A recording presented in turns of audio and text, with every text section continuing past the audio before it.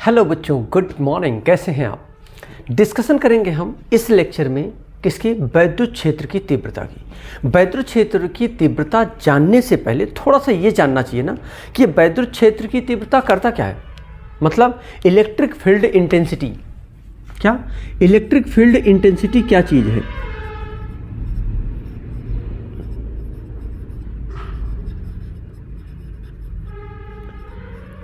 इसकी ज़रूरत हमको क्यों पड़ा?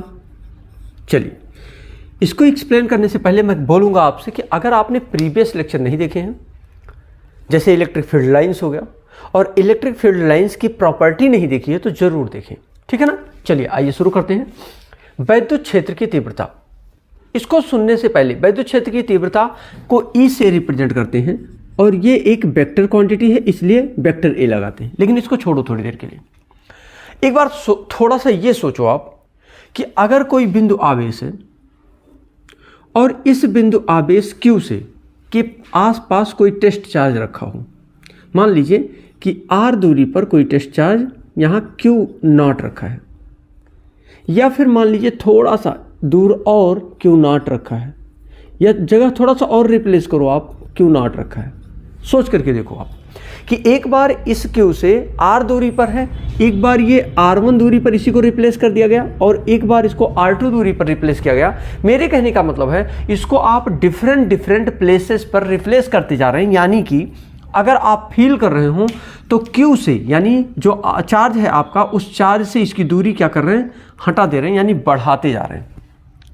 लगातार चेंज कर रहे हैं, यानी कि बढ़ाते जा रहे हैं। यानी कि एक बात मैं बोलूँगा कि अगर कोई बिंदु आवेश हो, उसके भिन्न भिन्न दूरियों पर, मतलब भिन्न भिन्न दूरियों पर, डिफरेंट डिस्टेंसेस पर क्या है, कोई परीक्षण आवेश Q0 रखा हो, और अगर आप भिन्न भिन्न दूरियों पर रखते जाते हैं तो क्या वैद्युत बल इस पर कार्य करता है? हाँ, वैद्युत बल तो कार्य करेगा ही करेगा। क्यों? क्योंकि अगर दो पॉइंट चार्जेस हैं, जैसे एक तो Q हो गया, एक Q0 हो गया। अगर दो पॉइंट चार्जेस हों और उनके बीच की कुछ दूरी होगी ही होगी, तो क्या करते हैं, उस दोनों पर एक दूसरे के प्रति क्या करते हैं, आकर्षण या प्रतिकर्षण का बल लगाते हैं। अब आकर्षण लगाएंगे या प्रतिकर्षण लगाएंगे ये तो बाद की बात है। ये पॉइंट चार्जेस अगर डिफरेंट चार्जेस होंगे, मतलब एक पॉजिटिव एक निगेटिव होगा, तो अट्रैक्शन लगाएंगे। अगर दोनों पॉजिटिव होंगे तो क्या लगाएंगे? रिपल्सन लगाएंगे। लेकिन इसको जानने से पहले थोड़ा सा हम और बात करते हैं। अच्छा, जब इनके बीच में कोई बल कार्य करता है, F कार्य करता है, ध्यान से देखना। बल एक क्या है? वेक्टर क्वांटिटी है, इसलिए हमने वेक्टर लगा दिया है। आओ यहाँ, इसका मतलब सोच के देखो, जो यहाँ Q1 चार्ज जो R डिस्टेंस पर रखा है आपने, जब R डिस्टेंस पर रखा है तो इस पर कुछ ज़्यादा बल लग रहा होगा कंपैरिजन टू R1 की। क्यों? क्योंकि डिस्टेंस बढ़ रही है। तो आपने कहा है कि जब इनके बीच की डिस्टेंस बढ़ती है तो फोर्स क्या होता है? कम होता चला जाता है। क्योंकि इसको आपने कहा है कि F inversely proportional to R square, मतलब डिस्टेंस बिटवीन देम के स्क्वायर के वर्ग के व्युत्क्रमानुपाती होता है। कूलॉम लॉ याद आ रहा है? F directly proportional to Q0 यहाँ हो जाएगा, और दूसरी बात आएगी F inversely proportional to 1/R square, मतलब उनके बीच की दूरी के वर्ग के व्युत्क्रमानुपाती होता है। और आपने जब इसको सॉल्व किया था तो आपको मिल गया था F equal to Q0 upon R square, और इस K को आपने बाद में कह दिया था 1/4 pi epsilon not Q0 upon R square. यही है। यानी आप तो ये पहले से ही कूलॉम जी ने बता दिया है, और आपको पहले से पता है कि जैसे जैसे इनके बीच की दूरी बढ़ती जा रही है वैसे उनके बीच में क्या हो रहा है? अट्रैक्शन कम हो रहा है, यानी फोर्स कम हो रहा है। अट्रैक्शन नहीं बोलूँगा, फोर्स बोलूँगा कि फोर्स इनके बीच में कम लग रहा है। थोड़ा सा ध्यान देना। अब एक प्रश्न आता है, क्या कि ऐसी कोई भौतिक राशि है, क्या ऐसी कोई भौतिक राशि है जिसके कारण परीक्षण आवेश या जो भी चार्ज हो, ये कोई जरूरी नहीं कि टेस्ट चार्ज ही हो, कोई भी आवेश हो, ये जो है कोई भी आवेश हो, कोई भी आवेश हो, उस पर लगने वाले बल का निर्धारण किया जा सकता है या नहीं? तो आप बोलिए कि हाँ, किया जा सकता है। क्या कि अगर कोई चार्ज है, उनके बीच की दूरी घट रही है, बढ़ रही है, तो क्या उनके बीच में उस चार्ज के बल का निर्धारण किया जा सकता है या नहीं? अगर कोई पूछता है तो आप तुरंत बोलिए हाँ, किया जा सकता है, और इसका निर्धारण किसके थ्रू किया जा सकता है? वैद्युत क्षेत्र की तीव्रता के कारण। किसके? Electric field intensity E vector E के द्वारा। इसके द्वारा आप क्या कर सकते हैं? इस फील्ड की इंटेंसिटी आप फाइंड आउट कर सकते हैं, यानी कि इसके बल का निर्धारण कर सकते हैं कि कम है या ज़्यादा है। और ध्यान रहे, ये जो है ये भौतिक राशि क्या है? एक, जल्दी बोलो, एक सदिश राशि है। इतना कॉन्सेप्ट बताने के बाद मैंने बताया कि ये एक सदिश राशि है, और अगर इसके मात्रक की बात करोगे तो बता दूंगा, बस थोड़ा सा वेट करो। इसका एक्चुअली फार्मूला होता है, फार्मूला हो जाए फिर डेफिनेशन बता देते हैं। ई इक्वल टू क्या हो जाएगा?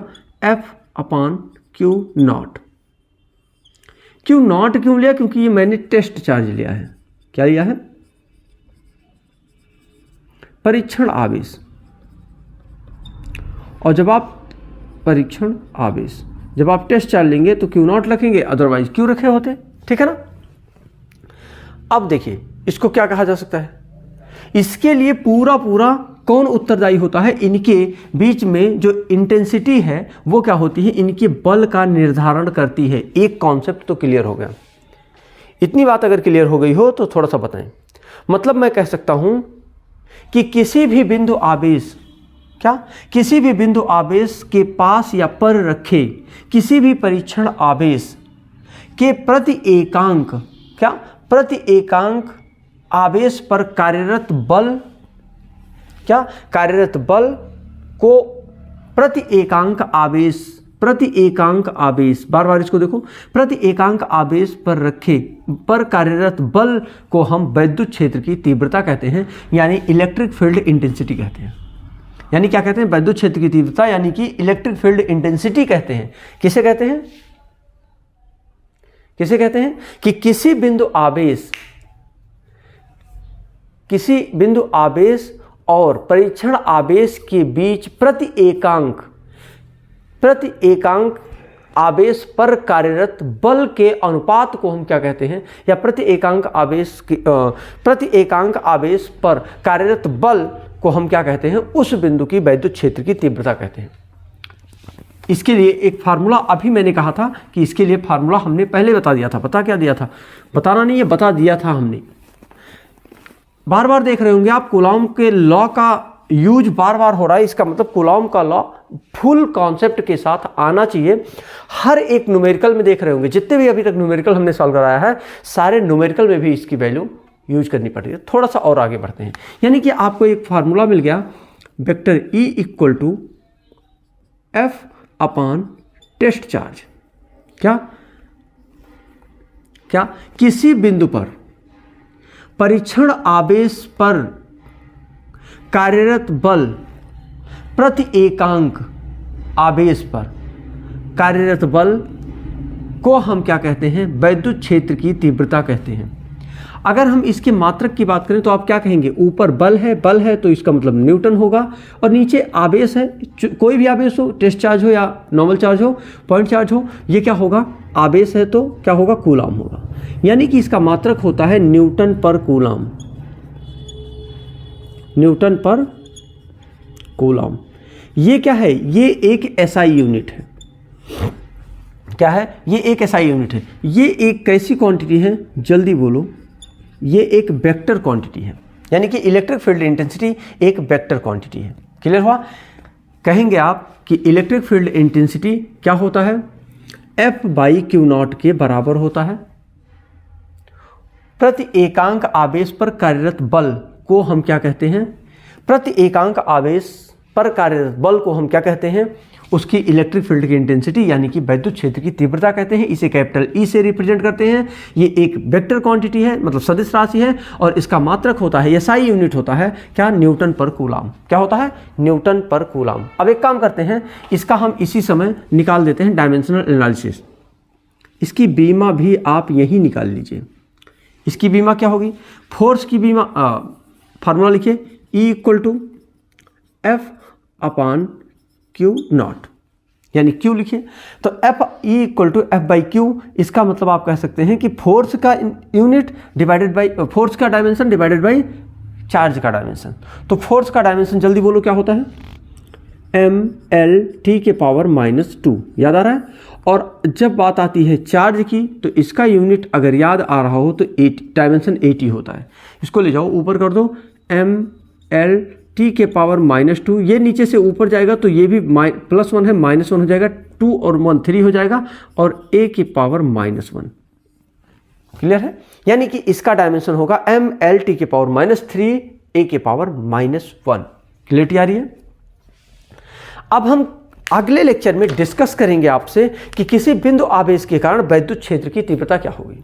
क्या अब हम क्या करेंगे, दो डिफरेंट चार्जेस लेंगे, एक चार्ज ले लेंगे और उसके आसपास कोई परीक्षण आवेश रख लेंगे, और उसके कारण हम क्या करेंगे, जल्दी बोलो क्या करेंगे, electric field intensity find out करेंगे, वैद्युत क्षेत्र की तीव्रता क्या होगी, इस पर डिस्कशन हम करने वाले हैं। तो मिलते हैं बच्चों आपसे नेक्स्ट लेक्चर में, तब तक के लिए wish you all the best. Thank you so much.